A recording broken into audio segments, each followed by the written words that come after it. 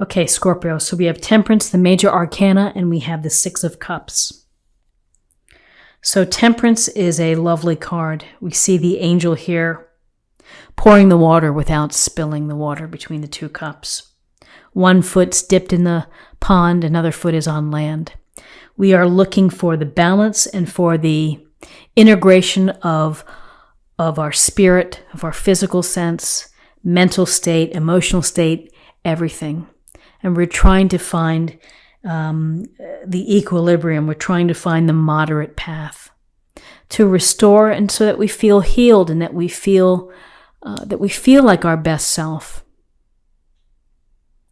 Here we see, we see the sun, or this crown, golden crown, down the path here. We see the beautiful flowers. And it is the sense of taking a moment and allowing yourself the time to restore and to recalibrate what needs to be recalibrated. However, the balance of your life, perhaps it's the balance of work and play or time spent in relationships, whatever it may be, this is telling you to pay attention to the balance in your life. And when we have balance, when we are able to blend and have the perfect blend of all of the aspects of ourselves, then we're in a better position to be able to deal, to cope. And I would say that with this Temperance card, there's also a lovely reminder, which is to listen to what the universe is telling you, your instinct, your intuition, your angels or spirit guides. When you see random numbers or you see things that just kind of pop up, pay attention to them and think about them. And so, whatever it takes for you to get into balance, this is your charge for the week. Then we have the Six of Cups. And the Six of Cups is a card of what you see is such gentleness and kindness. The older child is giving the younger child flower with a cup in it. So it's a nice reminder in your relationships, in your interactions with others, to be gentle and to be kind and to be considerate, to be thoughtful. Some of you may get an unexpected gift. You may be surprised by someone else's generosity, and you may end up with a gift. There's also the component here of nostalgia, of thinking about the past. And for many, this could be connecting with someone from the past. So maybe someone you haven't seen in a long time, an ex, an old friend, a family member. And it's going to be a feel-good type of union or, connection. So gentleness and kindness and thinking about the past or somehow tapping into the past. Maybe you hear from someone via email out of the blue. Often feels like a nice surprise. It's a nice, sweet touch when you get those emails from somebody you haven't heard from in ages. So in terms of guidance, we have the King of Pentacles, we have the Page of Swords. The King of Pentacles is a master in creating a secure foundation, building resources, investments, money, being at the pinnacle of a career, putting in the hard work. Pentacles is this grounded energy, willing to work hard, to dig deep, to pay attention to the details, to have a plan, and to be very, very patient in getting to that place.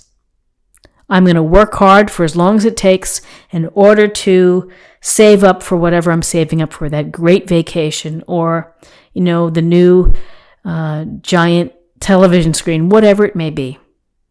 The King of Pentacles has become successful as a result of his ability to use common sense, to be slow and steady and to get things done. He has everything he needs and probably more than what he needs. And he may be achieving in order to create that material wealth. And for some, it's never enough. So it's just something to think about in terms, again, of balance, of how hard are you working? Are you on the treadmill working hard to support a bigger home, a bigger car? Just things to think about. It's wonderful to have a plan to work hard and to work toward financial independence and stability. But when you go overboard, it's just something to have out there somewhere so that you're mindful of that. Often people who work hard and they get everything that they hope that they want materially still feel that something's missing. Because it's important also, as you're building a firm foundation, a secure financial background, it's also important to pay attention to your spiritual side as well. And, that's what temperance also says, is you got to take care of both.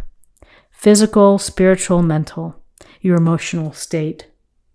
And the Page of Swords, youthful energy, could be someone in your family, this youthful energy, who's someone who's young, bright, smart, very focused, very objective, someone who's able to really understand complex issues. Maybe they're in computers, maybe they're in law, whatever it may be, or business. Someone who's, I would say, a whippersnapper, someone who's pretty smart and very capable. If this energy applies to you, it would be telling you to be ready for, in life there are setbacks, there are challenges. You have to be ready for those challenges, and you have to use, again, your smarts. Combined with the King of Pentacles, this grounded, practical, hardworking, devoted energy, responsible energy. The Page of Swords also brings in this dynamic of thinking your way through, being ready to problem solve and strategize from any sideway turns, whatever it may be. So in terms of possible outcomes, here we have this idea of finding balance, of being gentle, maybe reconnecting with someone from your past, paying attention to resources, to money, to time and energy, using your smarts. Here the Knight of Wands rides in and says, let's all work and strategizing. Let's put that aside for now and let's have some fun. Let's do something. Let's get out there and have some fun this week. Let's go bowling. Let's go hiking. Let's go horseback riding. Whatever it may be. Skydiving, you name it. Passions, let's live life. Let's not let life pass us by. Let's jump right in. Where you have a friend that calls and it's like, hey, drop everything, let's go. And some people are like, well, I have to do this. And they'd be like saying, forget your schoolwork.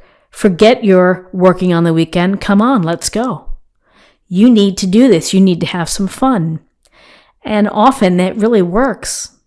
It's good to have this spontaneous energy, the dynamic energy of enjoying life with passions and excitement and enthusiasm. So it's a nice reminder that as we plod along, trying to find balance and creating the base, and dealing with things, also have some fun. And then we have the lovely Empress energy. And she comes in, she is, unconditional love, providing nurturing and love to all. Enjoys the comforts, again, enjoys nature and abundance, and is this feminine ideal. Often with child, for some of you, this could relate. You may be trying to have children. Could be something related to children. For others, it's the fertility of ideas, of bringing ideas into the open, into the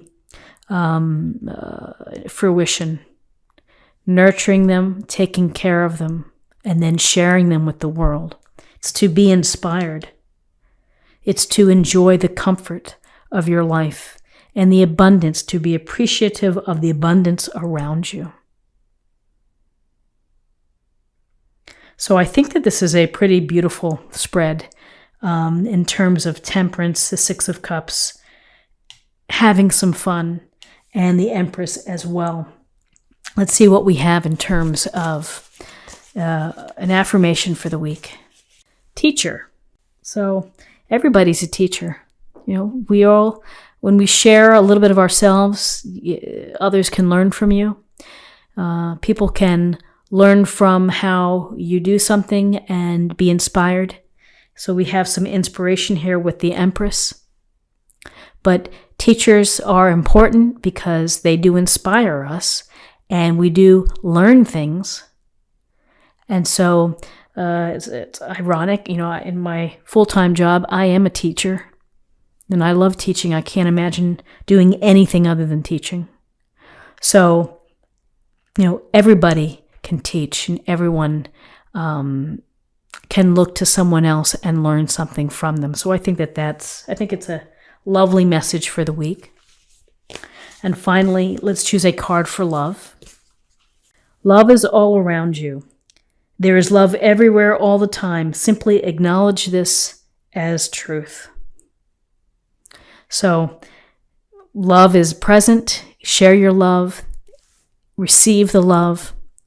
A lot of love here with the Six of Cups. So don't be afraid to be considerate, kind, and to express how you feel for those that you care for.